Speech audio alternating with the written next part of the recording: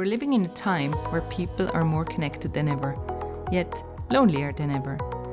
Everyone talks about the loneliness crisis, but no one really talks about how to make friends. I'm not a psychologist, I'm not a self-help guru. I'm just someone who's been lucky enough to build deep, decade-long friendships. And I've learned that it's not magic, it's intention. This is Friendships Unplugged, where we stop scrolling and start talking. Real stories, real friendships, good laughs, insights, and no filters. Welcome and enjoy. Hi, Cecilia. Hello. Thank you so much for being in my new podcast about friendships. We've known each other for 17 years now as well. Sounds so long when you say that. Well, obviously we don't look a day older, but No. yeah, we are going back 17 years. And we met when we both moved to Ireland to work at this software company together. And we actually ended up living together for 3 years Yeah, in 3 apartments. exactly. Yeah. Going all through Dublin. Yeah. Yeah. So from your perspective, do you want to reflect a little bit back on the time when we met and how we met and Yeah. what the circumstances and what were the things that led to this friendship? Yeah. 17 years ago. I think we were both, when we met, because we started around the same time, right? So we were both new in the country. In a sense, we didn't really know a lot of new people coming in. And I think we started talking straight away. I think we met at the introduction thing. That's where we met because I lived with Kaiser already.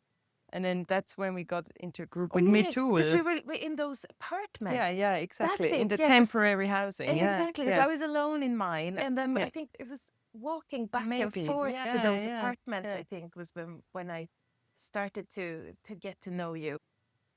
I haven't thought about that in years. Yeah. And what made you decide that this would be a good idea to become my friend? But I think it was instantly, because I mean, you have this energy about you. And also, you're always very, you're in the moment, and you're always, I remember when we were talking, and I think, if you don't mind me saying, back then, I mean, Yeah. both our English maybe weren't the best, Oh, but I couldn't speak English for shit. you were always like, you were super keen on getting understood. And I remember thinking, fuck, this is so. So that really made an impression on me, Yeah. you know, how well we could communicate, and language yeah. was just not an issue. Oh, that's fantastic. And then you ganged up with the other Scandinavians, obviously. And because we lived together, I ended up being included in this group that we now are today. Yeah. Right. Yeah. Exactly. When did we move in together? Was that straight? Like, shit, I don't even remember. It was originally we were looking at the house to move in together, the 4 of us, Kaisa, Mitul, I. Oh, And yeah, but with the pit bull, do you remember? We went out into the garden and we were like, oh my God, there's a garden. It's beautiful. And then there was a shadow appearing and a noise. And then there was this humongous pit bull on the fence. And we're like, hell no, that's not going to happen. Yeah. I remember. Yeah. It's all coming. Oh, It's a long time ago. yes, it is. And what is it that makes you decide whether or not to have someone stick around and invest time and energy and love into a friendship? What are the things that you're looking for in a friend? I think the friendships that I have had and that I have, they almost always start in some sort of crush, almost, if you know what I mean. You know, you meet somebody, like when I met you, that has this kind of spark or this kind of energy that you just really want to have more of. You know? No, but yeah, and you just, it's a personality trait or something that you click, and that you feel good around that person, that you feel calm and yourself around that person. And for me, being fairly introvert as well, I mean, I really like also people that, it's gonna sound weird, but that talk quite a lot. So sometimes it's okay for me to rest in their speech, if you know what I mean. I don't always have to be the one talking, but you can be comfortable with each other, and it's not always with big, long, or enigmatic conversations. So that's important for me, and it's kind of rare to find these people. So when you do, then I can be a bit of a terrier, and then I'm like, oh, that person. Yeah, and then you really fight for it because you can tell that this could be really good. Have so much fun together. Yeah. Oh, it's funny you describe that because it's actually your calmness and your level-headedness that's drawn me to you, because you were, even when we met, so grown up. I felt like this, I don't know, chaotic semi-infant that somehow made its way to Ireland, and you were, oh my God, you so much had your shit together already. I remember you're so... Yeah, maybe a little bit too much, eh? Because I think that's why I was very drawn to your kind of whatever happens can happen, spirituality. Yeah, just shit all the time. And oh my God, what about this? Because I don't have that in as much, you know? So, yeah.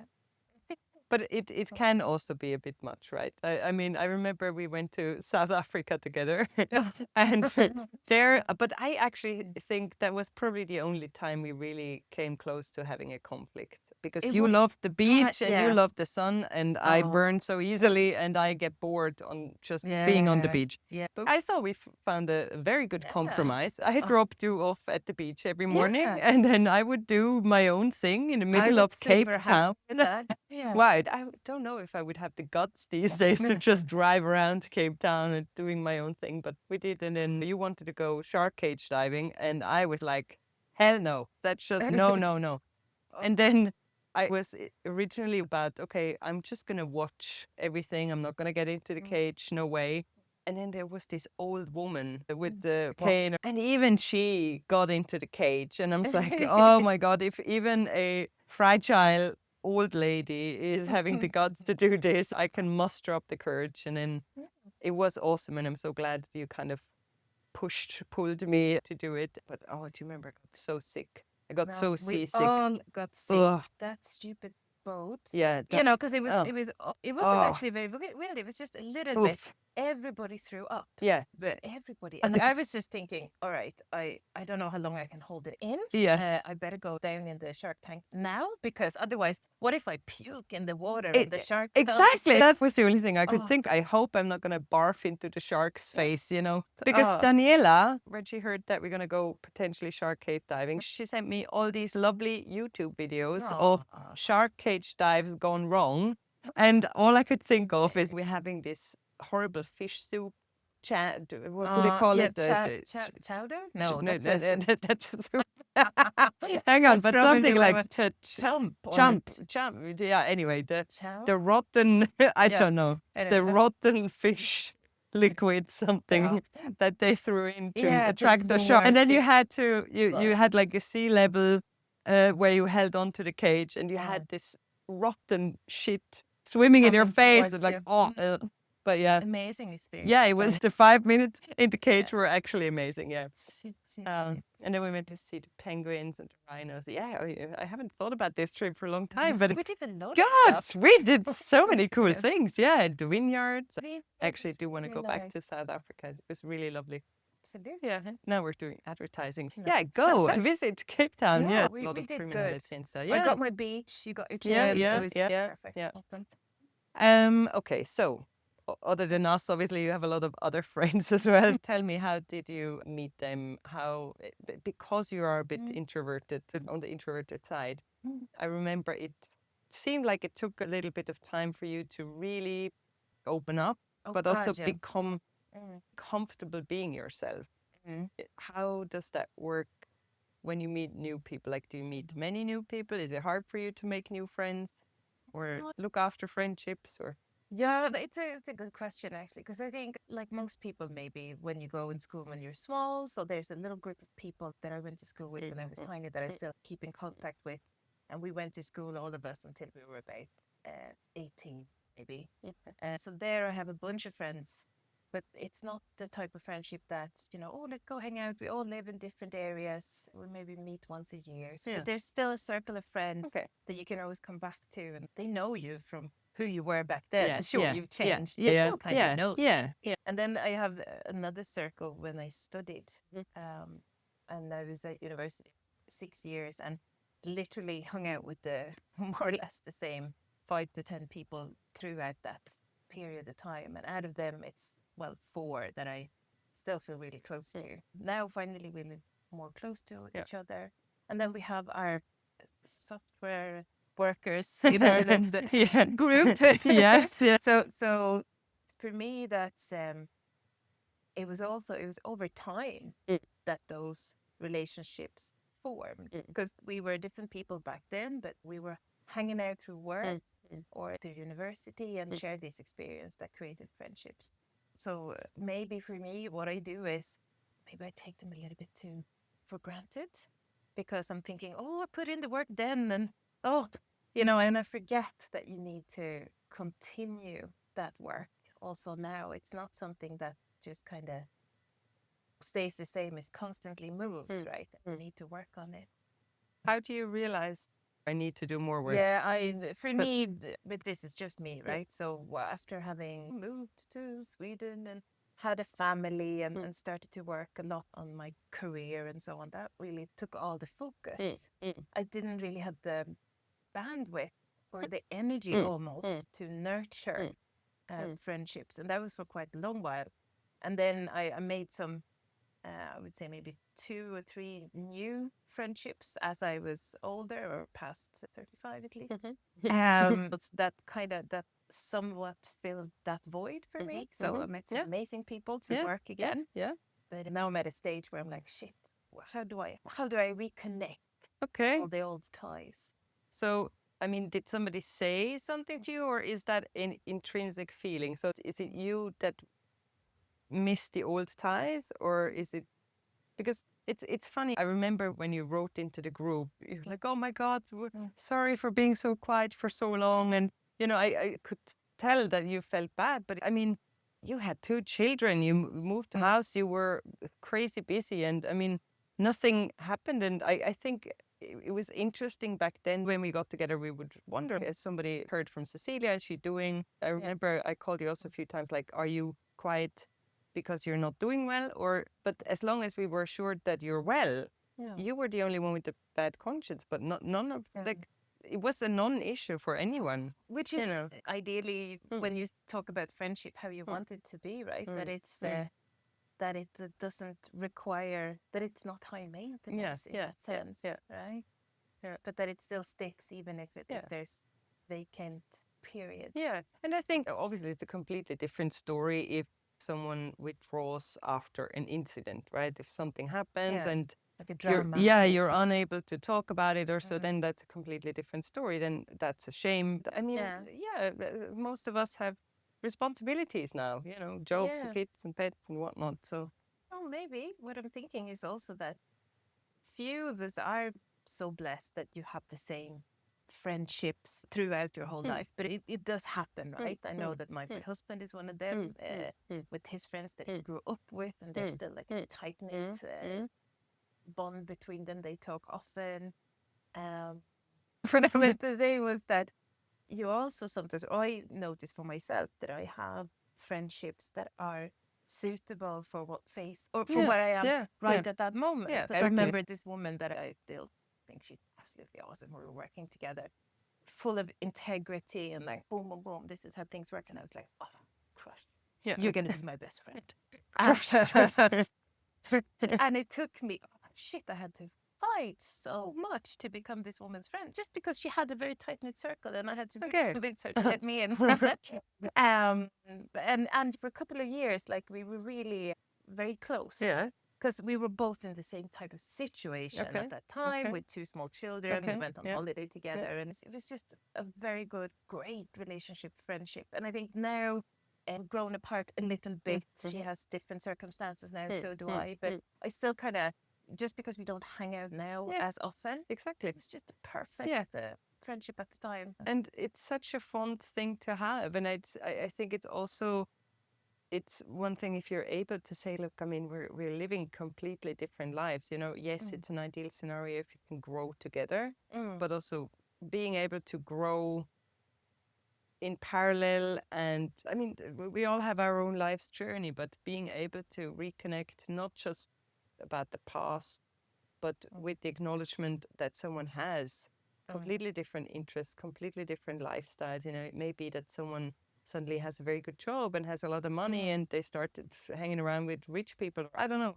But having that ability to still find commonalities is very nice, but also letting something go with grace is also, you know, gracefully, like it obviously wouldn't be a moment where you say, by the way, this friendship is now officially over. Thank you. Sign here. Yes, sign here, get your keys. But it's to have no hard feelings on either side and have this kind of silent agreement, like it's okay the way it is. Yeah, and we have very fond memories. So what makes you decide who to let go and who to keep? Oof.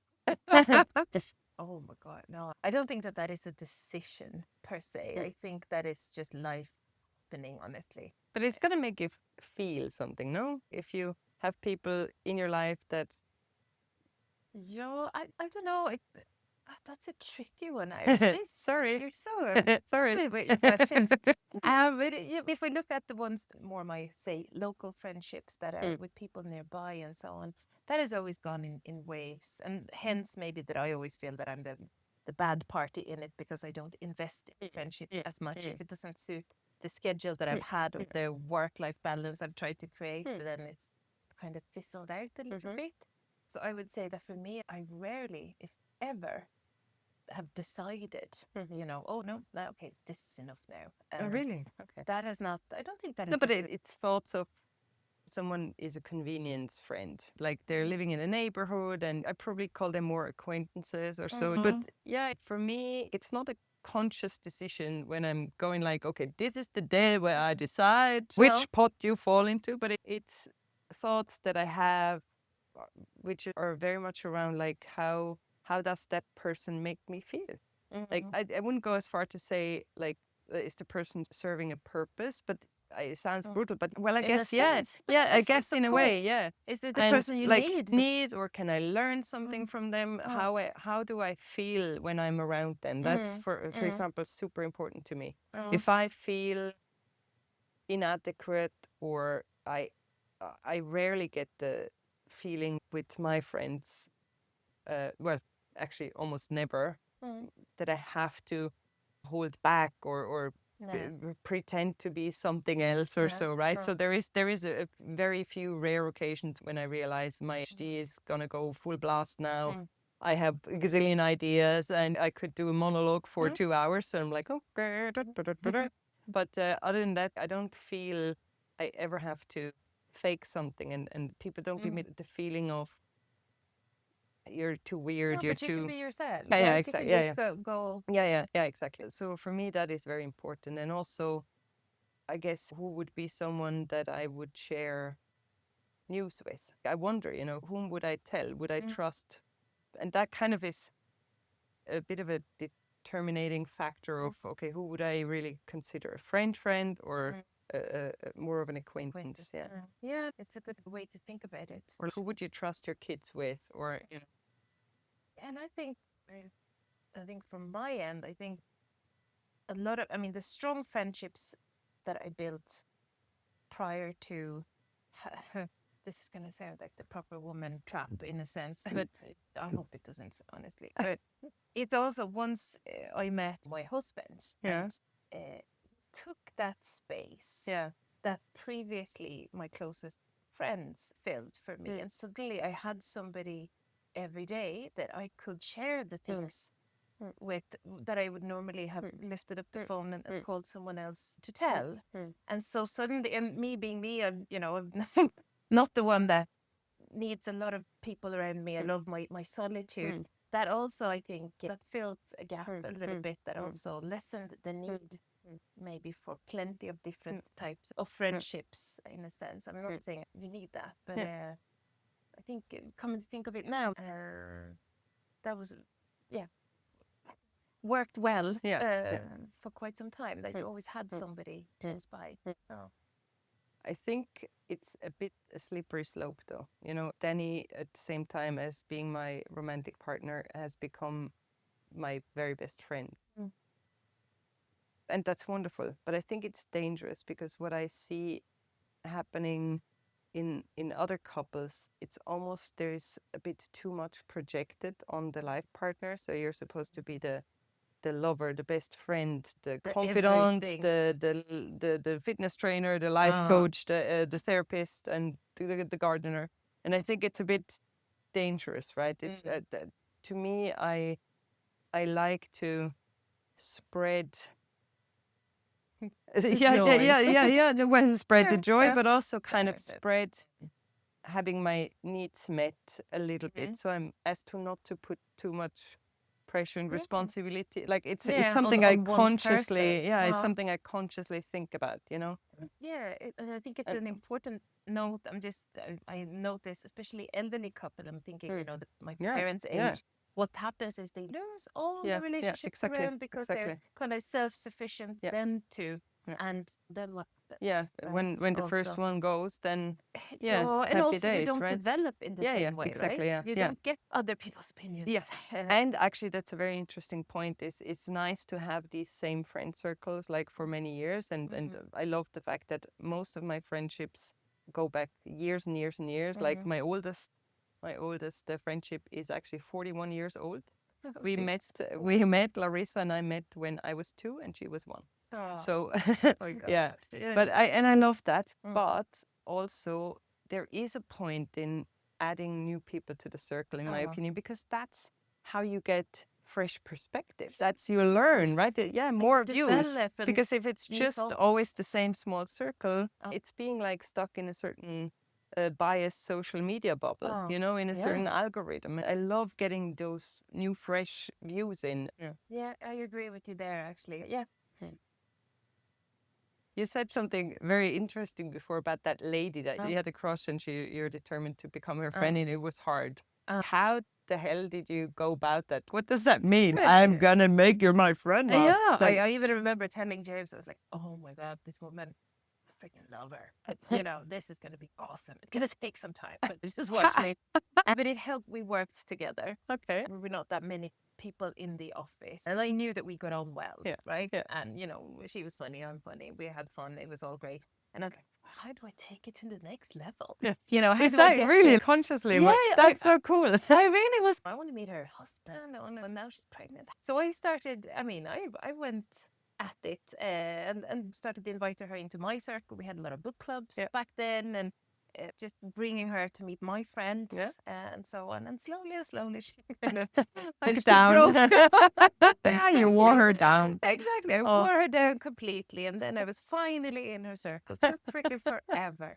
Then I changed jobs, and that was the worst part, because then we started to grow apart again. But that, and I have another friend that I also had this huge crush on. She lived in Canada at the time, but we were in the same book club, and I was like, another one. Okay, her.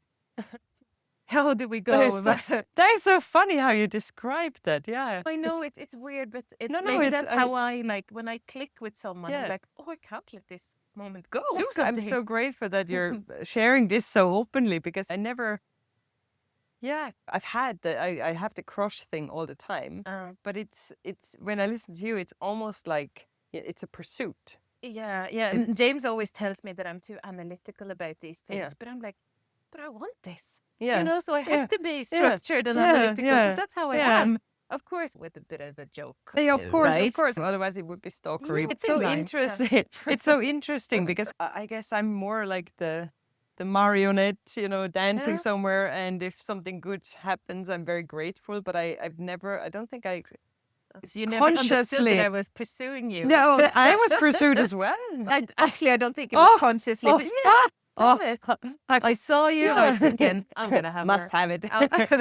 No, but this is so interesting, because the pursuing part, to me, friendships kind of happened.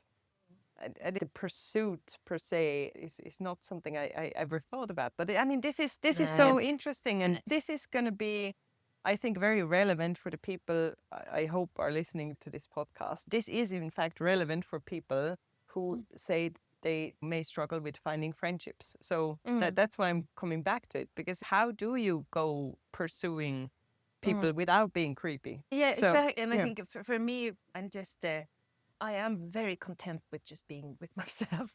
I like my solitude. That's where I get my energy. So I say pursue, but it's just I know that I have a tendency to let good things go because I'm just kind of comfortable where I am just with me. Yeah. And I think that's why I also call it a pursuit, because sometimes it's like, oh my God, that person, we're going to have so much fun together if I make this happen. So I pull out all the stops. I am the nicest me. I am social. I bring them into my circle, and I just really try to show the other person that look how much fun we're having until they realize it, and then we're friends. Oh, fantastic, fantastic. So this is interesting. How many people do you have in your life where you really can let your hair down? I would say, if we think what you said before, if something serious happened, who would I tell? Or something really embarrassing, or something just that makes you super vulnerable. Like, I think I'm a little bit lucky in that sense. Even those people that I haven't spoken to for quite some time, I know that I could, especially if I'd done something stupid or if I felt upset about something.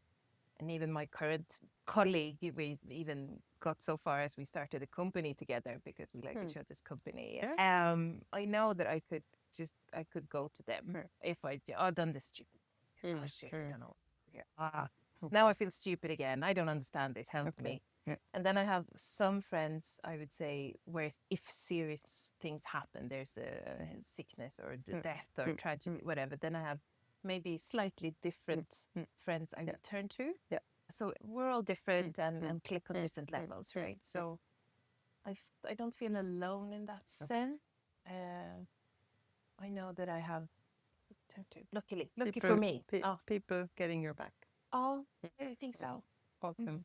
Hopefully they think so of me. We do. I do. So for people wondering out there, maybe even younger people who haven't had role models in building physical friendships, like when it becomes more about online presence and online communities and stuff, people who may struggle to find friends, what would be your advice? I think it's just about allowing yourself to be vulnerable, but also don't be afraid of the pursuit.